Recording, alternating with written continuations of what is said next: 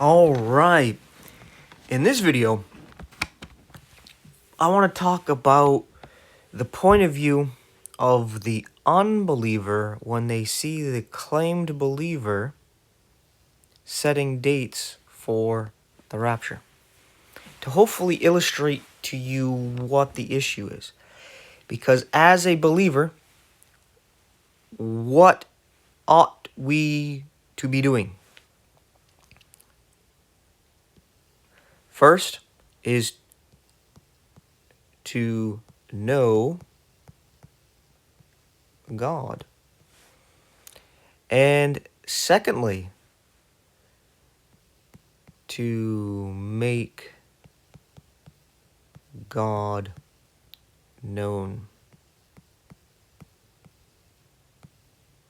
And obviously to unbelievers. And you do this through the gospel. Right? Because this is where you truly know God in a very intimate way, where he bears all before you and you bear all before him. And it's how Adam knew Eve, and Eve conceived and bare a child. At the gospel here, you truly know God. And you've accepted his condemnation of you because you see how he is holy, holy, holy. And he is just in his condemnation of you to death and hell. But you also see that he loves you and he steps in the way and would offer you his life in exchange for yours. And when doing so, he will die for you to bring justice to your life and to all of creation because of your life, which leads to you conceiving, in a sense, receiving the word of God, the seed of God, right? Or the semen, the spirit and life, and being born again, made anew, right? Receiving God's life, right? And you are to take this to this guy so that when judged, this unbeliever, or you could even put here false Christian could fit into there as well, they can sit there and see that Jesus will never be able to tell them, I never knew you. All right? Because if they have accepted the gospel, they're known by God. You've been intimate and been born again. You've been united as one flesh and even as one spirit. Right? That's a process that can't be undone. Jesus can never tell you, I never knew you. Right? That right there is the main goal. Right? Now, since that's the goal, this guy right here, he doesn't see any of this. This is blocked off to him, right? He's looking over here with them two eyes at you, the claimed believer, and he's actually looking evidence of God being with you, or something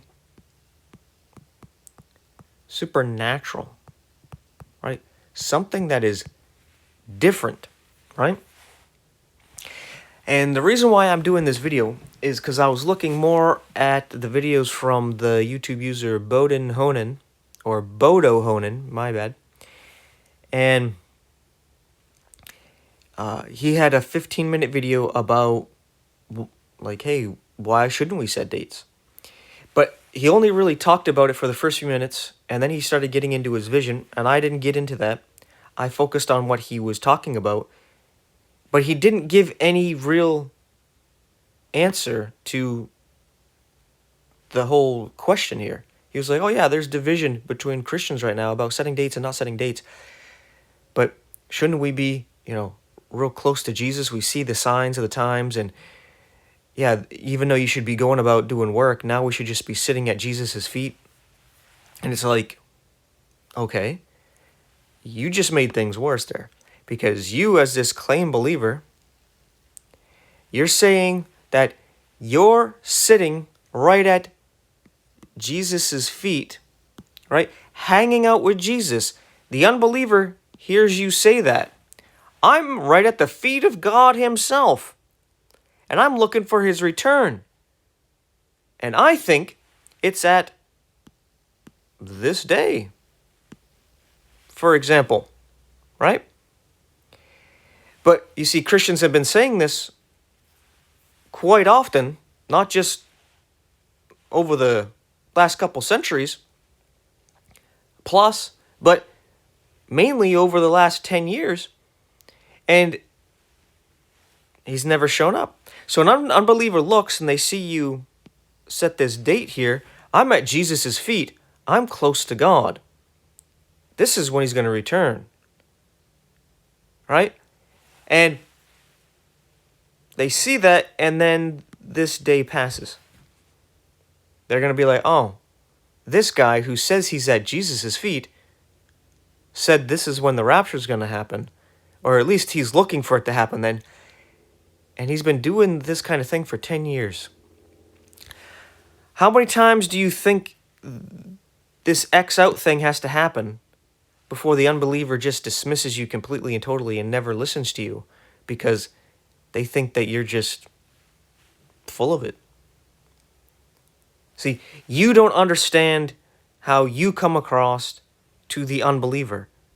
And this ends up hindering you being able to give them the gospel. Because now you want to go and now you want to use it to get this person the gospel. Right? But the person's not interested because they're like, I don't think God's with you. You claim to be with him and you set this date of when he's coming back, and the time just passes and you keep doing this over and over. If you were at the feet of God and you're hanging out with him, you got that relationship with him, why do you keep setting wrong times? Right?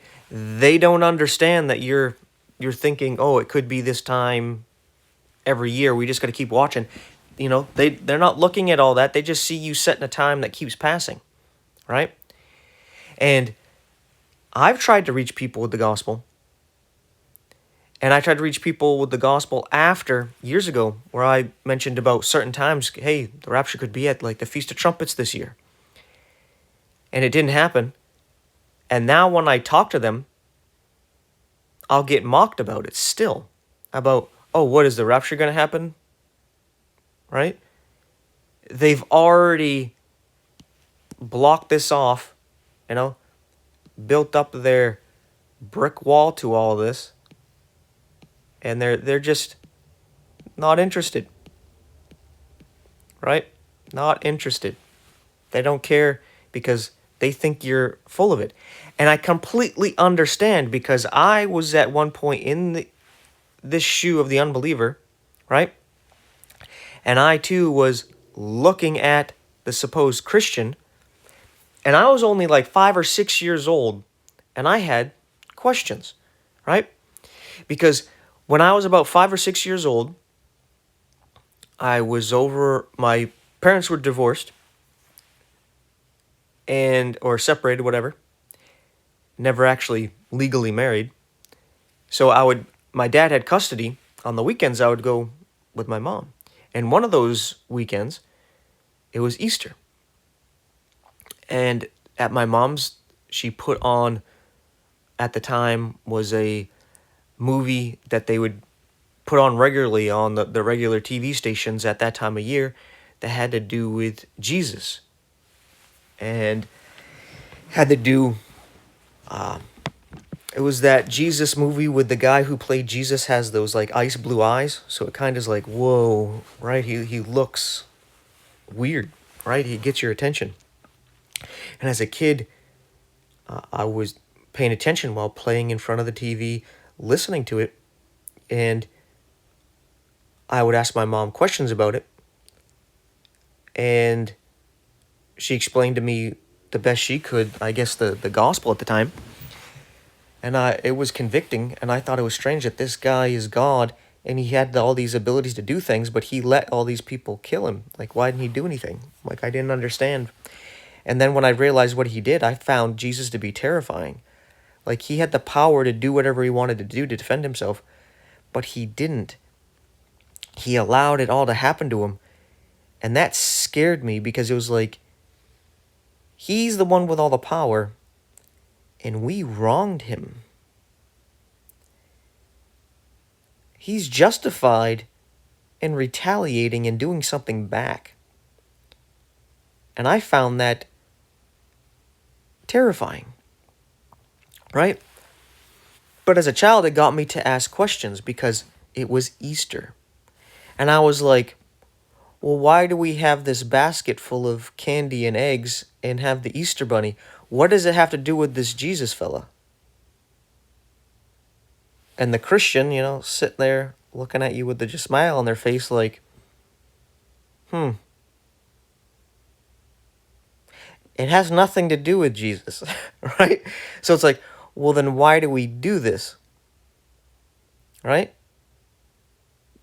And then Christmas comes around, and I'm like, see the Christmas tree and the presents, and we have this Santa Claus, and everybody's talking about how Jesus was born today. And I was like, all right, what does Santa Claus and this tree and the reindeer and the elves have to do with Jesus being born? And then the Christian, they're kind of like a child's asking this question, and they're just like, nothing. So even from a child, as an unbeliever, I was hindered from wanting to go to church or even read the Bible because of that right there. The Christians were not able to answer to me those simple questions. I thought they were just weirdos. They were nut jobs that just did things for the sake of doing them. Right? Hey, Jesus died and resurrected. Let's have chocolate eggs and have the Easter bunny go out and hide them, and you go find the eggs. And I was like, why? Why are we doing this? What does this have to do with what Jesus did? Isn't the focus about what this guy did? I mean, we wronged him. We need to get right with this guy. And we're doing this egg thing? What is this? And they had no answer for it. So I was like, you guys are a bunch of loonies. Right? See, for years, that hindered me from giving Christianity any kind of respect to even hear it out, right? That wall went up. Like, I'm staying away from these guys. And it didn't matter what denomination you were. I didn't see different denominations. I just saw, oh, you claim to be Christian. All right, well, have fun with thumping your Bible there, right? And, yeah, right? And it actually got me where I ended up going away from God. So, you may be fine. Well, yeah, set these times. But you don't realize the effect you're actually having on the unbeliever and how you're pushing them away. And you're cutting this off here where you're not able to get the gospel through to them because they think you're a loon. Right? It's like Paul when he was talking about the gift of tongues. He's like, yeah, gift of tongues is great and all, but you should desire greater gifts, because if an unbeliever came to a church and everybody's just going speaking in different languages or blah blah blah blah blah blah blah blah, right? They're gonna be like, what is this? This is ridiculous. I don't want anything to do with this, and they're gonna leave. They're gonna think you're mad, right? And they would be just into doing so. So you see how Paul was saying, we got to think about how they see things, right?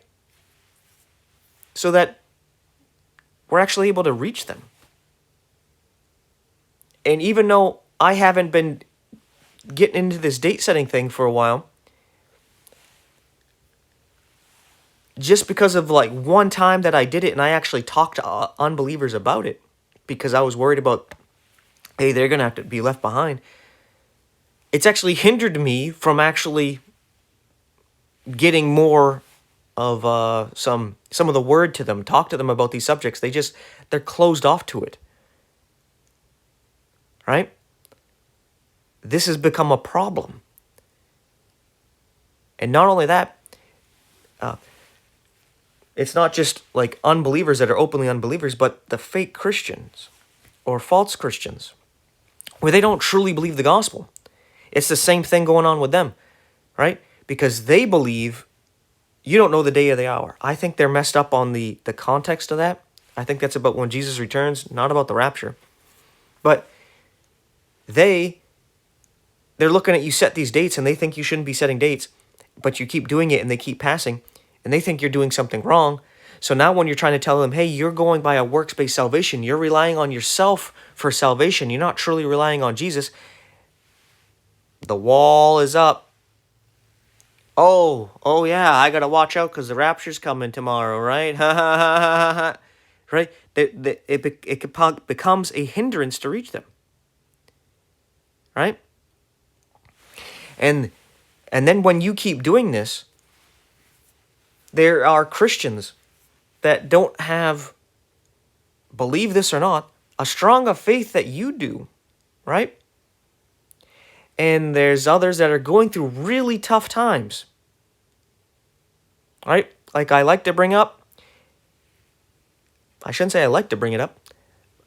I like to bring it up because it's a very good example of how my wife had stage 4 cancer and was caught up in this and was really looking forward to this happening. And it was a freaking roller coaster ride of emotion, thinking, this is going to happen. It doesn't. It's going to happen now. It didn't. And it wears you out when you really want it to happen because you know you're about to freaking die. Right? And these people don't care that they keep bringing you along on this. They don't care. Oh, it's your problem, yo. It ain't my fault you lose faith and all that's going to happen to you. All right? They don't care.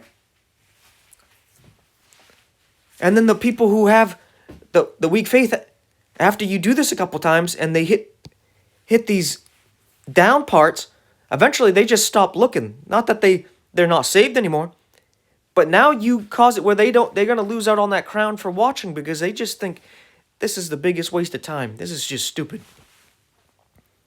They get all discouraged and they go about whatever they go about doing. Right?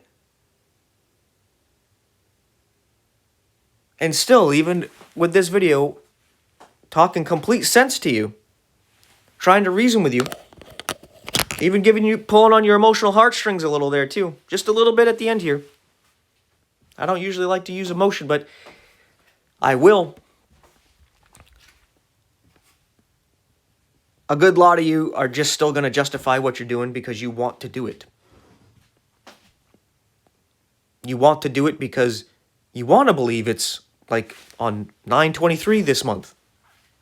You want to believe that, so you're going to keep saying it not because it's actually true and you really know it's going to happen. It's because you want it to happen right then.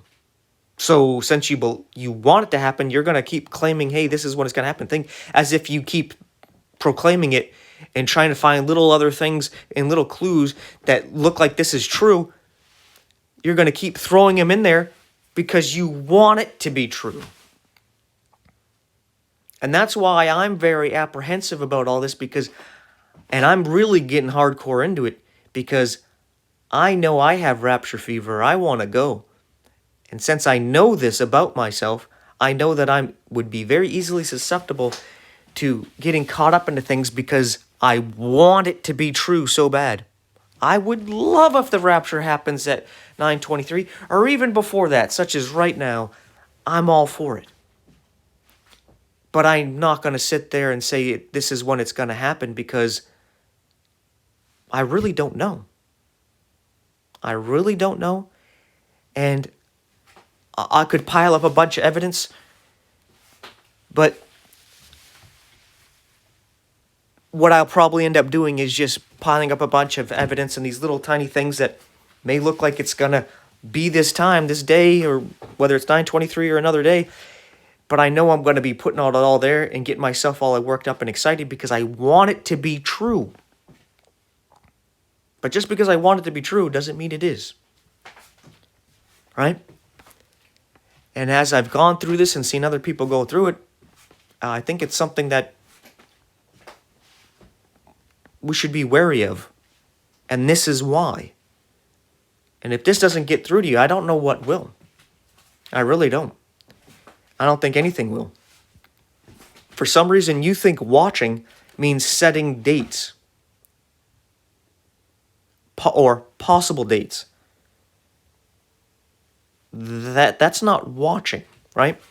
For example, Jesus talks about watching for his return as similar to guards on a post at night, right? Where you have like the first shift, second shift, and third shift kind of thing, right?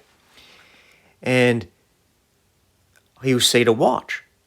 But you see, if you're on guard duty and you're watching because you don't know exactly when Jesus is going to come. Let's say he's going to come that night, but you don't know what hour, and you're trying to figure out what hour.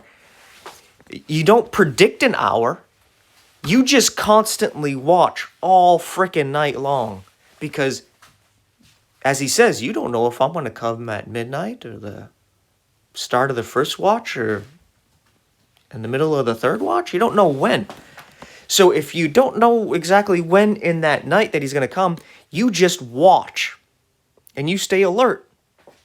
You don't go, hey, buddy, I think I saw these different things that are going on, and in 30 minutes he's going to be here. And then in 30 minutes he's not there, and he's like, oh, no, I think in the next 30 minutes or the next 15, right? You don't just keep setting different times. You just watch. And yeah, you keep seeing signs that he's coming. But all the signs we're seeing don't actually give us a time frame. They just let us know that he's coming soon. Right? They don't actually give us a time other than encouragement to keep looking because he's coming. Right? And people seem to think if you're not setting a date, you're not watching, you're going to lose your opportunity to get this crown.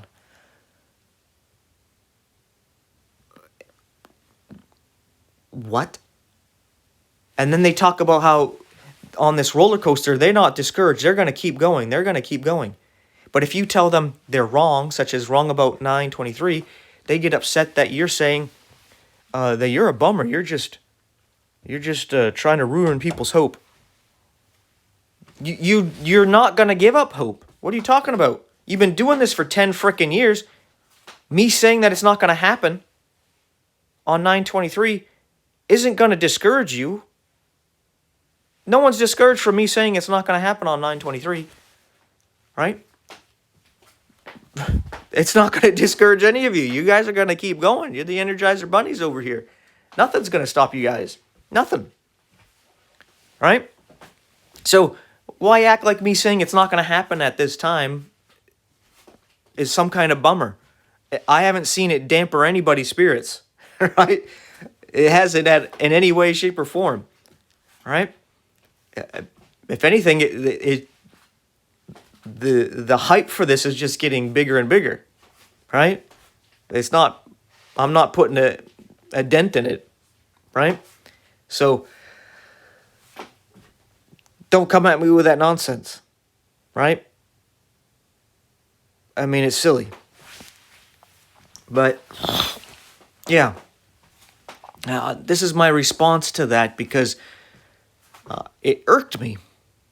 It irked me when that fella, Bodo, not saying that this guy is some evil unbeliever or something, right? The whole reason I checked out his channel because people were saying he's AI and like he's full of it and all this. So I would check him out for myself, right? Don't judge a matter before you look into it. And he spent a couple minutes talking about, setting a date and like, hey, why shouldn't we? And he didn't actually give a good, valid reason why you should be setting a date at all. He didn't give anything. Just talking about, well, yeah, you're going about the work, but like Martha, but we should be like Mary, sitting at Jesus' feet. All right. You're sitting at Jesus' feet, are you, buddy? Well,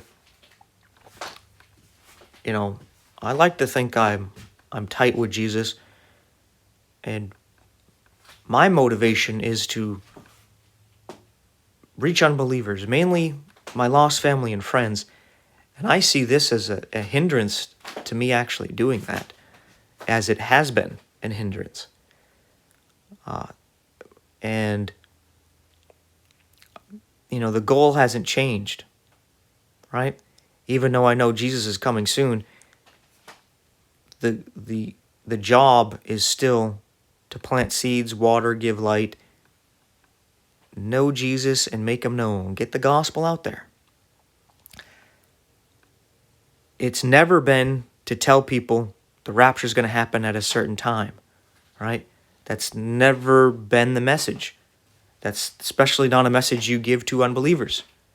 Since when Jesus went up, nobody was a witness of it except for the believers. It wasn't something for unbelievers to see, right?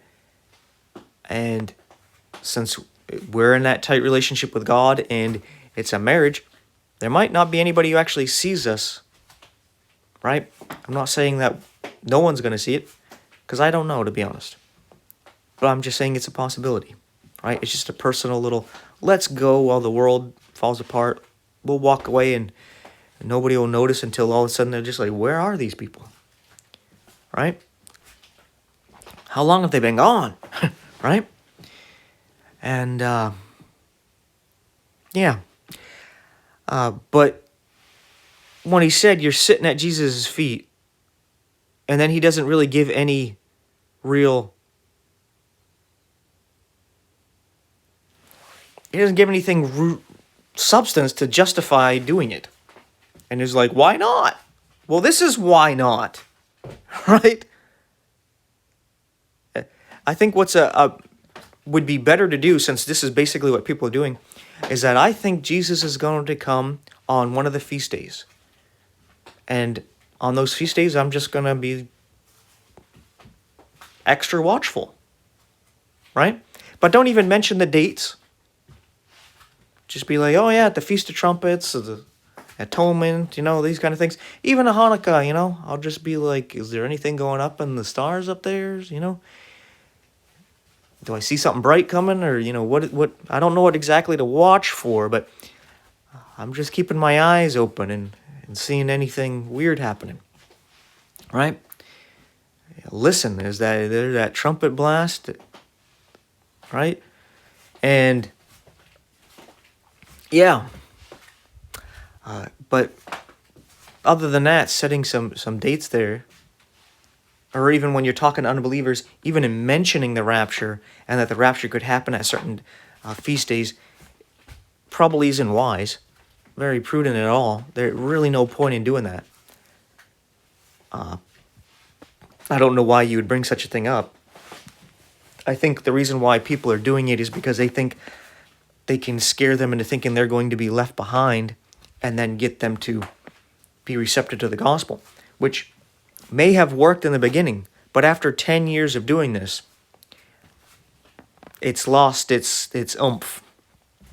The people aren't convicted, really, right? And,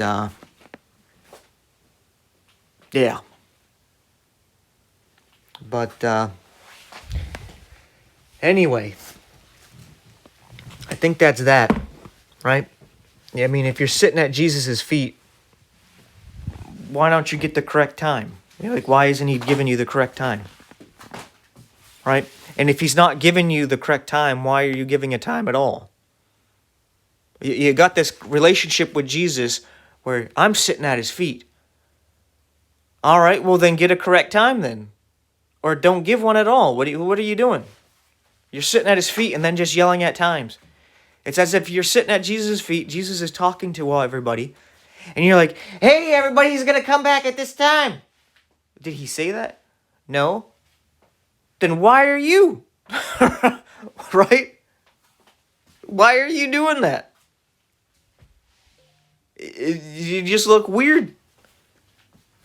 And some of you, I know you don't care, but still, come on. But I think I got it out of my system. I'm done ranting here. I know I've talked about this before, but I think this illustration and the focus over here, because this is the goal. I don't know about you, but I have family and friends that are in the unbeliever pit, right? And there's some where I'm not sure. Maybe they're not truly converted, right? And I worry about them. And this has become a hindrance with people I actually know. Especially when this time of year comes up and Christians are talking about a certain date, they mock me as if I'm in the same group with all these people believing this is when the rapture is going to happen. So I have to grin and bear it. Even though I speak out against this, I get mocked as if I'm preaching it because I believe in a soon rapture. So, I mean, you entangle me in your BS, right? And that's the shame when it comes to Christianity, is that, you know, like an atheist looking at the Crusades and Inquisitions, they don't see it as Catholics. They see it as all of Christianity is to blame for this, right? And that's just how it is. You got a group of people claiming to be Christian, Westboro Baptist Church doing the strange things they used to do, or even still do, and you're Christian, or you're tied to some kind of Baptist name, Baptist, Independent, Fundamental Baptist or something, all of a sudden you're thrown into the group with them. You're just like them. And it's like, what are you going to do, right? Comes with the territory. Sucks, right? You got to understand that's how God is, right? He's sitting there, and there's people who misrepresent him through Christianity and misrepresent God through other belief systems. And God's sitting there like, wow, all these rumors and false representations of me, and none of these people actually come to me to get to know me themselves. They all judge me based on what other people are saying and doing in my name or for God, right? It's just like people, even today, right? Where people may never actually come and talk to you to get to know you because they're believing what people are saying behind your back, right? And they might be saying a lot of negative things about you, and they believe it, and they never actually take the time to get to know you when you guys might have been the best of friends or even become spouses. But the introduction never happens because people have said some certain things about you and they believe it and they just stay away from you. And you may never know that. Maybe you've done that to somebody else. You spread some rumors about some people and you've hindered things like that. Now, the same thing happens to God.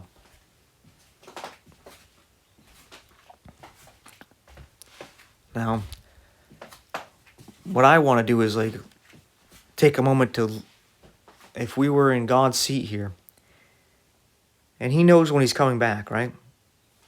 And he's tells his children down on earth, watch, because I'm going to be coming.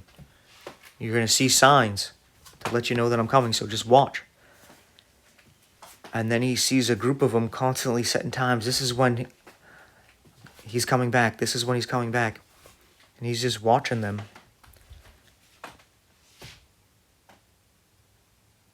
What would be going through his head? I mean, try to think about that. Right?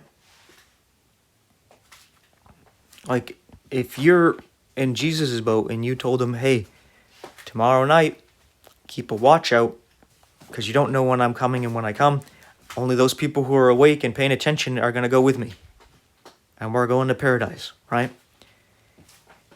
And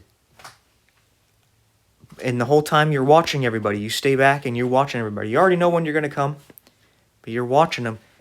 And groups of them start saying, oh, he's going to come at 11:30. No, 12:30. No, I think it's at 3 o'clock or 3 in the morning there, because, that's when he gave up the ghost on the cross. It was 3 in the afternoon, so he's going to return 24 hours later, right? And, they keep coming up with some things. And he's just watching, right? Like, what would be going through his mind, seeing everybody setting all these times and watching the times go by? And instead of, really doing their job,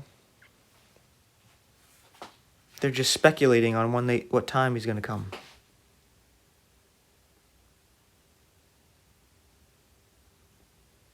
And that's basically what it boils down to, right? Because what we are to be doing as a Christian is watching while we work. When Israel was building the temple, they had to build the temple but have a sword in their hand, right? Because they could be attacked at any time. So they had to be ready to fight while they were building the temple, because there was people who wanted to hinder the building of the temple when they were rebuilding it. And that's basically a good analogy for what we're doing as Christians. We're supposed to be planting seeds, water, giving light, getting to know God and making him known through the gospel.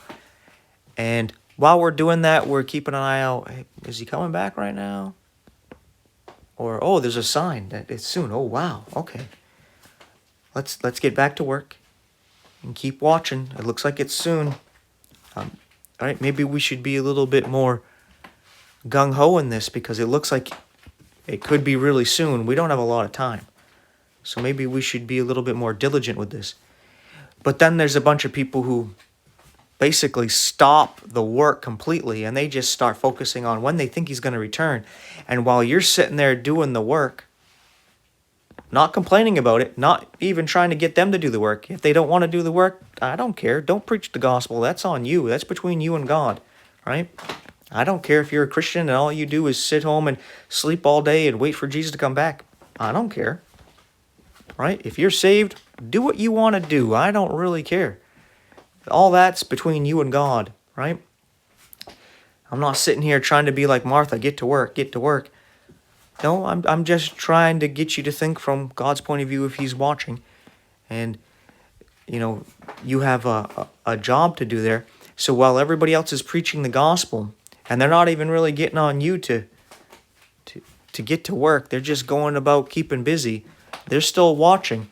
And you're setting these times, and they're like, man, why do you keep setting these times? They keep going by. Why don't you just try to reach people? Like my lost family and friends, they don't listen to me. Maybe they'll listen to you. Nah, I got to go figure out more things about when the time could come, because this time passed, so I got to figure out when the next possible time it could be. I'd be like, oh, okay, well, all right. Well, I'm going to do my best to try to reach your lost family and friends while you do that, right? And you just go about, and they act like you're not watching because you're not doing what they're doing. All right? And that's basically how it is. Oh, we're in the night watch, but while we're in the night watch, we're supposed to also be doing whatever it's supposed to be doing, digging a ditch, setting up a fence, right? We're supposed to be working on building up this building, right? But we're on the watch. We be watchful while we work, right?